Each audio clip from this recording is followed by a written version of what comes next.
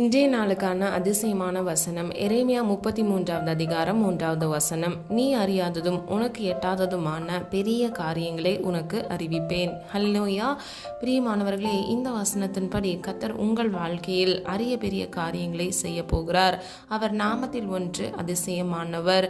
நீங்கள் கிரகிக்க முடியாத அற்புதமான காரியங்களை உங்களுடைய வாழ்க்கையில் செய்து உங்கள் தலையை உயர பண்ணுவார். ஹல்லேலூயா.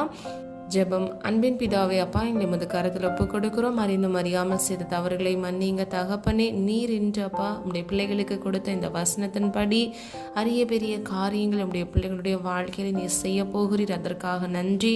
நெடுநாள் உடைய சமூகத்தில் காத்திருந்து ஜெபித்த ஒவ்வொரு காரியங்களிலும் அதிசயங்களை காண கிருபை செய்ய போகிறீர். அதற்காக நன்றி அப்பா. பிள்ளைகளுடைய கையின் பிரயாசத்தை ஆசீர்வதிங்க. கையிட்டு செய்கிற காரியங்கள்ல ஆசீர்வாதத்தை கட்டளையிடுங்க தகப்பனே.